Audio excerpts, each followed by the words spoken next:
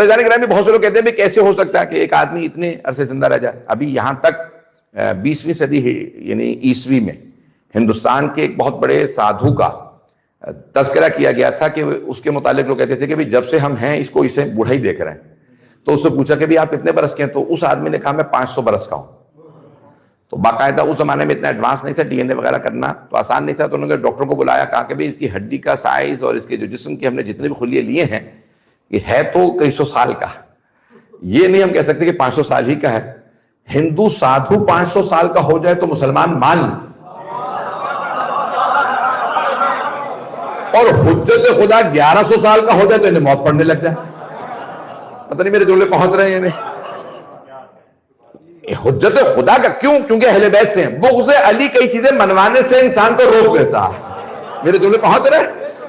تو جانے گرامی اب کیا ہے کہ کیونکہ حضرت علی علیہ السلام کے کسی اور کے ہوتے نا, میں نے نام نہیں لیا کسی کا, تو فوراً مسلمانوں کے لیے کوئی مسئلہ نہ ہوتا. جیسے حضرت ابو طالب علیہ السلام کسی صحابی کے باپ ہوتے تو ہر آدمی قصیدے پڑھ رہا ہوتا.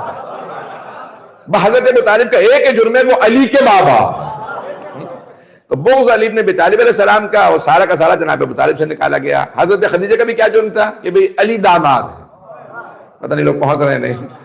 تو جانے گرامی اب یہ جو ہستی ہے میں جو پیش کر رہا ہوں, تو یہ دلیل سن لیجیے گا. میں جو دلیل پیش کر رہا ہوں یہ علمی ہے, سائنٹیفک دلیل ہے. تھوڑی سی اگر کمپلیکیشن ہوگی اس کے اندر تو میں پھر بھی آپ کے سامنے وضاحت کروں. جانے گرامی کہ اللہ سبحانہ و تعالیٰ نے انسان کے مختلف خلیے بنائے ہیں. یہ جو انسان کا جسم ہے, حتیٰ میرے ہی جسم کے اندر دیکھ لیجیے, مثال کے طور پہ مختلف ہمارے جسم کے اندر بال ہوتے ہیں. چہرے پہ بال ہیں, داڑھی ہے, مونچھیں ہیں, بھویں ہیں, پلکیں ہیں, سر کے بال. کچھ لوگ پہنچ کے میں نے مکمل بھی نہیں کیا. اور کیجیے گا, میں دلیل پیش کر رہا ہوں بعد میں امام صاحب کی لمبی زندگی کے اوپر, اور مجھے سارے مجمع کی توجہ چاہیے. میرا جسم, آپ اپنے اپنے پر سوچ لیجیے, ایک ہی جسم ہے, ایک ہی جسم ہے, اور صرف چہرے ہی کو دیکھ لیجیے, داڑھی کے بال سفید ہو گئے, بھووں کے بھی سفید نہیں ہوئے. سر کے بال جھڑنے لگتے ہیں اور بھووں کے پلکوں کے بال نہیں جھڑ رہے. پتہ نہیں لوگ ہیں یا نہیں. ایسے جانے کے نام ہے جسم ایک, اور سب کی خوراک جو لوگ پہنچ رہے ہیں, میں وہی پروٹین کھا رہا ہوں, وہی کاربوہائیڈریٹ ہے, وہی فیٹ سے توجہ رہے, وہی منرلز ہیں, وہی وٹامنز ہیں, ساری خوراک ایک. پھر جب میں نے خوراک کھا لی تو پھر ایک مرتبہ پورے بدن نے خون بنانا شروع کیا, اور خون بنانے کے بعد جب بھیجا تو سارے کے سارے بالوں کو خون بھی ایک ہی جسم سے مل رہا. ایک ہی آدمی کا جسم, اسی کا خون, اسی کی خوراک, اسی ایک چہرے پہ. کچھ بال رنگ بدل رہے ہیں, کچھ نہیں بدل رہے. جب ایک بدن پہ اثر الگ الگ ہے تو اگر جسم بھی الگ ہو, کوئی طاہر ہو, کوئی آیت تطہیر کا مصداق ہو, تو کیسے الگ الگ اثر نہیں ہوں گے؟ ایک ہی پانی, بارش کے پانی کے الگ الگ آثار. سیب پی لے, پتہ نہیں لوگ ہیں یا نہیں. صدف اگر اس بارش کے آب نیسا کے بھی باہر آنے والی ہے اگلے مہینے, اس کے پانی کو پی لے. سیب اگر صدف ایک قطرہ پی لے تو اس سے صدف بنا دے, توجہ, گوہر بنا دے, اس سے موتی بنا دے. سچا موتی بناتی ہے. اور اگر سانپ پی لے تو زہر بنا دے. کوئی سانپ ہوتا ہے, تاثیر زہر ہوتی ہے. کوئی سیپ ہوتی ہے, تاثیر موتی ہوتا ہے. کوئی مہدی ہوتا ہے, کوئی گنہگار ہوتا ہے. عزیزان گرامی, یہ جیسے جیسے بدن ہے ویسی ویسی تاثیر ہے. میں نے بھی سائنس کی دلیل دی ہے. یہ اتنے بڑے بڑے علماء نے اتنی ادلہ جمع کی ہیں. عزیزان گرامی, آپ جس زاویے سے دیکھیں گے تو اللہ نے صاحب الزمان علیہ السلام کو زندہ معجزہ بنایا ہے. تو امام کی زندگی ایک معجزہ ہے. اللہ نے ان کی زندگی کو معجزہ بنایا ہے.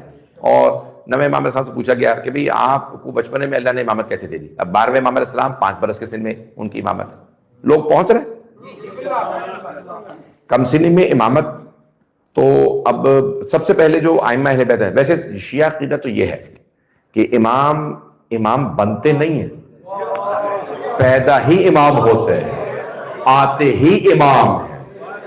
اگر میرے جملے پہنچ گئے, یعنی یہ میں پتہ نہیں اس کو بچوں تک پہنچا دوں. مثال کے طور پہ میں پیدا ہوا, اس کے بعد پھر میں عالم دین بنا. تو جیسے کوئی عالم دین بنتا ہے ویسے امام نہیں بنتے. ابھی بھی پتہ نہیں میں پہنچا پایا ہوں یا نہیں. انسان ایسے مثال کے طور پہ میں کہوں اللہ عز وجل، جیسے پاکستان میں کسی صاحب نے کہا تھا، میں ابھی نام مول سے نکلنے والا تھا، کہ بھئی آپ بھی 1000 رکعت شروع کر دیجئے تو آپ بھی علی بن جائیں گے۔ علی ابن ابی طالب ہر رات میں 1000 رکعت نماز پڑھتے تھے، پورے سال روزے رکھتے تھے، آپ بھی 1000 رکعت شروع کر دیجئے اور مثال کے طور پہ آپ بھی روزے رکھنے لگیں تو آپ بھی علی ابن ابی طالب بن جائیں گے۔ تو یعنی اگر میں بھی راہ خدا کے اندر رکوع کی حالت میں انگوٹھی دے دوں گا تو آیت آ جائے گی۔ پتہ نہیں لوگ پہنچ رہے ہیں نہیں۔ عزیزان گرامی، بڑے بڑوں نے کوشش کی انگوٹھیاں دے کے ہم پہ بھی آیت آئے، بس علی کے لیے ہی آیت ولایت آئی ہے، انما ولیکم اللہ ورسولہ والذین آمنوا الذین یقیمون الصلاۃ ویؤتون الزکاۃ وہم راکعون۔ اور اگر اور کسی نے زکات دے بھی دی ہو تو آیتیں ایک نہیں 2 آئی ہیں، لا صدق ولا صلی ولکن کذب وتولی۔ نہ اس نے نماز پڑھی نہ صدقہ دیا، یہ دکھاوا کرتا رہا، دکھاوے والا ریاکار آدمی ہے۔ پہنچ گئے؟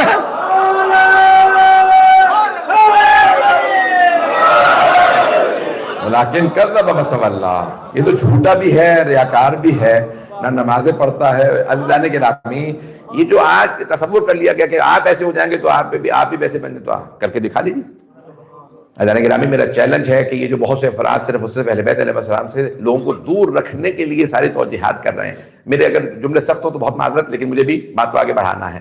تو امام علیہ السلام کی کم سنی، امامت کم سنی میں شروع ہو جاتی ہے۔ یعنی میں بات کر رہا ہوں کہ ہمارا عقیدہ تو یہ کہ دنیا میں آتے ہی معصوم ہے، آتے ہی ولی ہے، آتے ہی امام ہے، ولایت کے ساتھ آتے ہیں، امامت کے ساتھ آتے ہیں، عصمت کے ساتھ آتے ہیں۔ معصوم کوئی بن نہیں سکتا۔ میرے جملے پہنچ رہے ہیں یہ کہ مثال کے طور پہ کہتے ہیں میں کیا کروں ایسا کہ میں معصوم بن جاؤں؟ بھئی آپ کچھ بھی کر لیجئے، معصوم نہیں بن سکتے۔ اب یہ کہیں میرے جملے پہنچ جائیں، خدا نہ مجھے اشارہ دے دیجئے میری بات پہنچ گئی، میں آگے بڑھنا چاہ رہا ہوں۔ بات روشن ہے نا؟ تو عزیزان گرامی دیکھیں، میں بات کو آگے بڑھانا چاہ رہا ہوں۔ تو عزیزان اب وہ بہت سے کہتے ہیں بھئی منصب امامت سنبھال لیے کم سنی میں، تو سب سے پہلے امام محمد تقی علیہ السلام 7 برس کے تھے، بعد میں لکھا ہے 8 یا 9 برس کے کہ آپ نے امامت سنبھالی۔ سب سے پہلے تو خود مامونی کو تکلیف ہو گئی کہ بھئی یہ جب شکار پہ جا رہے تھے دیکھا بچہ ہے کہ بھئی یہ کون ہے بچہ، سارے بچے بھاگ گئے۔ جب اعلان ہوا کہ بادشاہ سلامت آ رہے ہیں، گھوڑوں پہ سوار، اونٹوں پہ پورا لشکر، سارے بچے بھاگنے لگے۔ اس نے کہا یہ بچہ بھاگ نہیں رہا، اس کا بھاگنا نہ بھاگنا مجھے پریشان کر رہا۔ اس کا مطلب ہے وہ بھی سمجھتے تھے بھگوڑوں کی نسلیں اور جو پہنچ رہے ہیں، تو وہ بھی پریشان۔ اس نے کہا نہیں گھوڑا روکو۔ اس نے کہا بادشاہ سلامت بچہ ہے، کیا معاملہ ہے؟ کہ نہیں بھاگنے کا، روکو مجھے اس بچے سے بات کرنی ہے، اس کا چہرہ ہی الگ ہے۔ چہرے امام علیہ السلام کا آپ جانتے ہیں نا کہ امام معصوم نور ہے۔ کل میں انشاءاللہ پوری نور پہ بحث کروں گا کہ امام نور ہے، قرآن نور ہے۔ یہ وہ نور نہیں ہے جو کہتے ہیں ہمارے بھی دلوں میں نور ہے، او بھائی وہ نور اور ہے۔ خدا را خوف خدا کرو، کیوں اہل بیت علیہ السلام کے مقابلے پہ آ گئے؟ کل میرے پوری کی پوری میری مجلس ہوگی نور پہ، اور ہمارے بھی اپنے بہت سے بیچاروں کے مسائل انشاءاللہ حل ہوں گے نور کے معاملے پہ۔ تو کل انشاءاللہ پورا نور پہ پیش کروں گا۔ آج میں نور پہ پڑھنا چاہ رہا تھا، میں نے موضوع بدلا ہے۔ تیاری میری آج نور سے متعلق تھی، میں نے یہاں آنے کے بعد پھر لمبی زندگی سے متعلق پیش کیا۔ نور کا موضوع کل انشاءاللہ مکمل کروں گا، آج میں دیکھ رہا ہوں کہ اب میں پڑھ نہیں پاؤں گا۔ مجمع ہے میرے ساتھ؟ تو امام علیہ السلام کا کم سینی کے اندر امامت کا سنبھالنا۔ اب خود مامون نے سوال کیا کہ یہ بچہ کون ہے؟ اٹھا آیا آ کے سوال کیا کہ برخوردار جب سارے بچے بھاگ رہے تھے تو آپ بھاگے کیوں نہیں؟ امام نے ایک مرتبہ مامون کی طرف دیکھا، 9 برس کے تھے۔ امام نے کہا 3 وجہ سے نہیں بھاگا۔ تو بھاگنے کی 3 ہی وجوہات ہوتی ہیں۔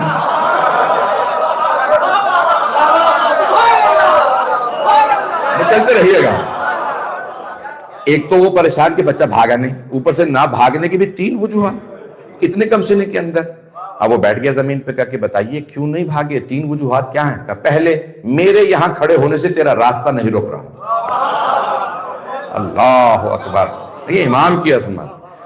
تو فرمایا کہ میرے یہاں کھڑے ہونے سے تیرا راستہ نہیں رک رہا تھا، جب راستہ رک نہیں رہا تو میں بھاگوں کیوں؟ دوسرے بھاگتا وہ ہے جو مجرم ہو، بھاگنے والوں کا امام نے بتا دیا، مجرم بھاگا کرتے ہیں۔ امام نے کہا میں معصوم۔ اللہ اکبر، امام نے فرمایا میں معصوم ہوں، جب میں قصوروار ہی نہیں ہوں تو بھاگوں کیوں؟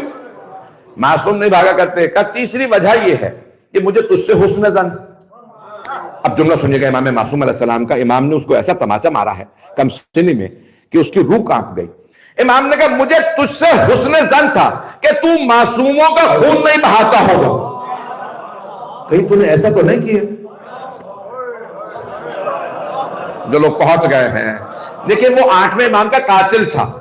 مامون 8ویں امام کا قاتل ہے. جو پہنچ گئے ان پہ سلام. میں خدا کی قسم میں جملے کی وضاحت نہیں کرنا چاہ رہا تھا, آپ نے مجبور کیا. امام نے کہا تیسری وجہ یہ ہے کہ مجھے تجھ سے حسن ظن تھا کہ تو کسی معصوم کا خون نہیں بہائے گا. پھر امام نے کہا تو نے کیا ایسا بھی کیا؟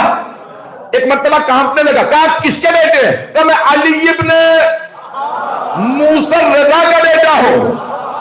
علی ابن موسیٰ رضا. کہا کون سے علی ابن موسیٰ رضا؟ امام نے کہا مشہد والے. ایک مرتبہ اس نے قرآن کی آیت کی تلاوت کی, اللہ اعلم حیث یجعل رسالتہ, اللہ بہتر جانتا ہے اسے کسے رسول بنانا ہے کسے امام. یعنی اس نے بھی مانا یہ بچہ عام بچہ نہیں ہے. عزیزان گرامی یہ امامت ہے, کم سنی میں امامت. جو میں آج پیش کر رہا ہوں 12ویں امام سے متعلق دلیلیں پیش کروں گا, بھائی تھوڑا سا زحمت دوں گا. ایک مرتبہ پورے رستے یہی سوچتا رہا کہ یہ بچہ عام بچہ نہیں ہے, اس کا چہرہ بتا رہا ہے. شکار پہ گیا. شکار آپ کے ذہن میں واقعہ ہے کہ اس نے ایک دراج کے پیچھے ایک عقاب اڑایا. کچھ ہی دیر میں جو ہے وہ عقاب واپس آ گیا اور دراج لے کے نہیں آیا جو جس اس تیتر کے پیچھے گیا تھا, بلکہ ایک مچھلی لے آیا. اب اس نے سارے کے سارے اپنے جو علماء ساتھ تھے, درباری ملا, ان سب سے پوچھا, اپنے جتنے بھی ساتھ میں طبیب تھے ان سے پوچھا کہ میرا علاج کر رہے ہو, یہ عقاب ہوا میں گیا تھا, مچھلی کہاں سے لے آیا؟ کہ بادشاہ سلامت پتہ نہیں, ہوا میں مچھلی کیسے آئی, کہاں سے لے کے آیا؟ کہ دراج کے پیچھے گیا تھا, مچھلی آیا. مچھلی کہاں سے آئی؟ پورے رستے سوچ سوچ کے پاگل. اس نے کہا جب واپس آئے نا بغداد تو میرے ایک میوزیم ہے, میرا ایک عجائب گھر ہے, اس میں اس مچھلی کو رکھ کے لگا دینا اور کہنا کہ یہ مامون خلیفہ کا عقاب ہوا سے مچھلی لایا. اب وہ پورے رستے ہی سوچ سوچ کے پاگل ہوتا رہا کہ مچھلی ہوا میں آئی کیسے. شکار سے واپس آنے لگا. جیسے بغداد پہنچا, بغداد میں ایک مرتبہ دوبارہ اعلان ہوا بادشاہ سلامت واپس آ گئے ہیں بعدت. باملاحظہ ہوشیار سارا مجمع پھر بھاگنے لگا. پھر دیکھا کہ ایک بچہ کونے میں کھڑا ایک بکری کا کان پکڑ کے کہہ رہا ہے اسجد للہ, اسجد للہ, اللہ کو سجدہ کر, اللہ کو سجدہ. مامون نے پھر کہا کہ روکو, ہمارا پورا قافلہ روک دو. گھوڑے سے اترا. کہا بادشاہ سلامت یہ وہی بچہ ہے جو پہلے نہیں بھاگا تھا؟ کہا مجھے پتا ہے وہی ہے, میں بات کرنا چاہ رہا ہوں. کہا برخوردار آپ بکری سے کھیل رہے ہیں؟ امام نے فرمایا وما خلقنا للہو واللعب, ہمیں کھیلنے کودنے کے لیے خلق ہی نہیں کیا گیا. یہ تو لوگ پہنچ رہے ہیں. اسے کہتے ہیں امامت کا بچپنا. تو اس نے ایک مرتبہ کہا کہ بھئی اگر آپ کھیلنے دے تو کر کیا رہے ہیں بکری کے ساتھ؟ یہ کان پکڑ کے بار بار سے کہا سرکش جانوروں کو اللہ کا سجدہ کرانا ہمارے بچپنے کا کھیل. کچھ لوگ پہنچ گئے ہیں. اور جب ہم جوان ہوتے ہیں تو ظالموں کو اللہ کے سامنے جھکاتے ہیں.